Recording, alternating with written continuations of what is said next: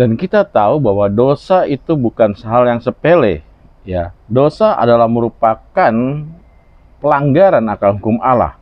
Adam melanggar hukum Allah yang pertama, yaitu memakan buah yang dilarang pada saat itu. Ya. Lalu kita lihat di dalam 1 Yohanes 3 ayat 4 dikatakan setiap orang yang berbuat dosa ya melanggar juga hukum Allah. Kenapa Yohanes menuliskan tentang hal ini? Sebab Yohanes mengerti, memahami tentang hukum Torah. Itu sebabnya antara perintah ya tulisan atau penulisan dalam hukum Torah ya Yohanes tahu sekali.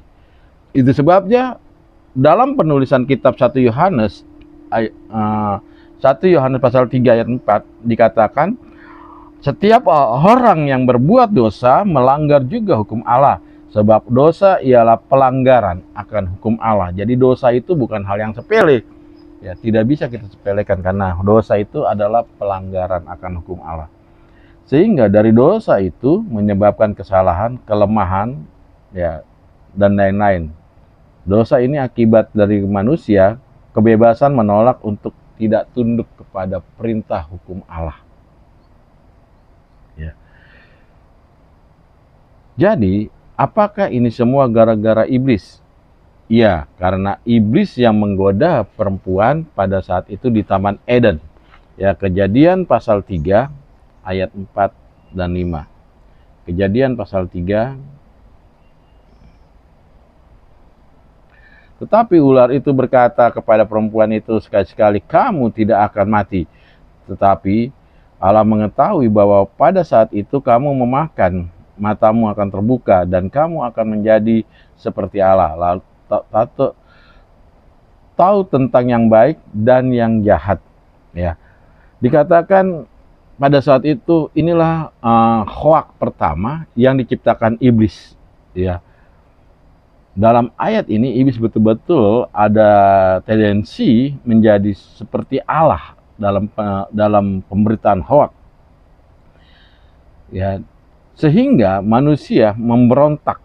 Ya, dan akhirnya dosa itu mengakibatkan pembenaran dirinya. Ya, pada saat manusia jatuh dalam dosa, disitulah manusia merasa membawa pembenaran diri. Ya, dikatakan Adam dicari pada saat itu, lalu Adam, di mana kamu? Sebelum Adam itu tahu ketika ia makan, Adam tahu telanjang dan Adam menyemat daun ara. Kemudian ia terdengar derap langkah Tuhan berjalan.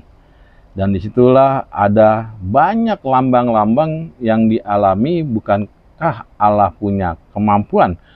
Ya, maha tahu. Apakah Allah pura-pura tidak tahu? Bukan, tetapi disitulah adalah tangisan Allah yang pertama. Kejadian 6 ayat yang ke-6. Ya, Kejadian pasal 6 ayat yang ke-6.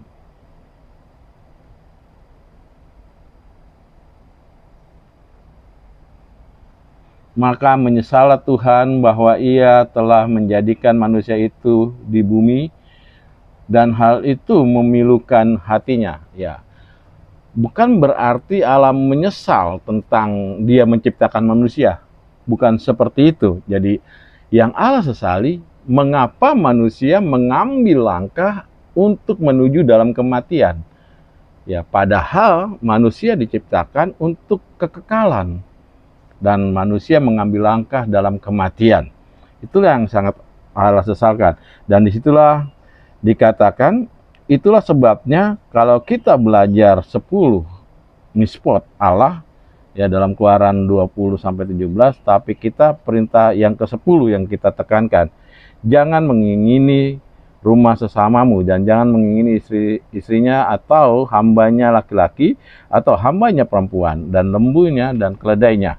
Ya, karena berdasarkan tentang ayat ini, disitulah awalnya pemberontakannya. Biasanya hukum yang ditaruh yang terakhir adalah yang terpenting. Penekanan dalam perintah Allah itu sendiri. Disitulah mulanya dari dosa Adam. Dalam bahasa Ibrani, dosa adalah kiset bition. dosa mencabut pohon. Inilah adalah suatu istilah yang hipermula. Adam hanya makan satu pok buah, kok bisa dibilang dosa mencabut pohon?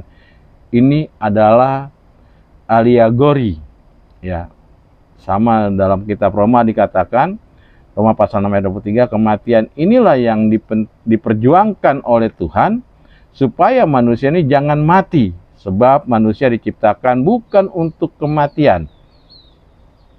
Dan kalau kita ditanya selamatkah jiwa kita itu, jiwa itulah yang dilakukan oleh Allah. Allah berusaha manusia untuk jangan mati. Ketika Allah bertanya, di mana engkau Adam? Adam bersembunyi. Kenapa engkau bersembunyi? Siapa yang mengajarkan kamu memakan? Lalu Adam melemparkan kesalahan itu kepada istrinya. Lalu laki-laki menjawab perempuan itu, ya engkau yang memberikan untuk kau menemui kepada saya. Ya, disinilah dikatakan jiwa itu mati. Jadi dosa adalah satu hal kematian karena dalam pelanggaran. Itu sebabnya dalam menjangkau apapun tentang jiwa yang diselamatkan. Kenapa harus jiwa? Karena jiwa yang akan mengalami kematian. Nah, jiwa itu yang kita selamatkan untuk kembali dalam hidup kekekalan. Ya, yang luar biasa pada saat Adam dihukum Allah pada saat dia kematian karena ada pelanggaran, ya, disitulah di Kejadian pasal 3 ayat 15, aku akan mengadakan permusuhan antara engkau dan perempuan ini, antara keturunanmu dan keturunannya akan meremukkan kepalamu dan engkau akan meremukkan tumitnya. Ya, inilah disebut dengan juga proto-evangelion, ya, Injil yang awal. Disinilah akan terjadi perdamaian antara Adam dengan Allah itu sendiri. Yang luar biasa, di sana dikatakan kata tumit dalam bahasa Ibrani itu agep. Inilah akar kata dari nama Yakub. Ya. Kenapa harus ada nama Yakub? Karena dikatakan di sana Allah Abraham, Ishak dan Yakub yang keturunannya Allah yang benar. Dan saat inilah yang kita imani, ya. Dan kita lihat bahwa manusia dibentuk dari tanah dan debu. Ya, Kejadian pasal 2 dan 7 dari ayat inilah diciptakan mempunyai manusia dua unsur. Yang pertama ialah unsur debu, tanah, dan yang kedua adalah materi fisik dari Allah, yaitu nafas Allah. Ya. Di dalam Kejadian pasal 7. Setelah diciptakan dari debu dan tanah lalu dihembuskan. Jadi manusia diciptakan ada dua unsur, ya, yaitu debu tanah dan unsur Allah sendiri.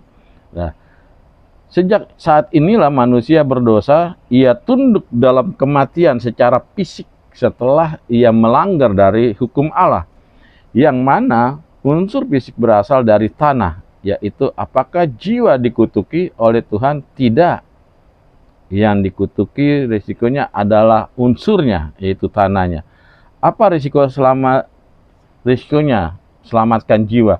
Tuhan menyelamatkan jiwa Adam, ya, sejak pada mulanya. Ya, sejak pada mulanya, ya, akan tetapi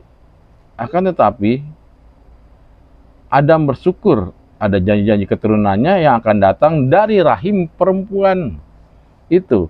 Ya, ini luar biasa. Kata rahim, ya, itu sama dengan kata rahmat. Berasal dari kata yang sama, dari akar kata yang sama. Dan kata ini kerap kita temukan di dalam bahasa yang sama. Ya, dikatakan dalam bahasa Ibrani rakamen, yang penuh rahmat. Allah itu rakamen, rakhom Vehanu, Allah yang penuh rahmat.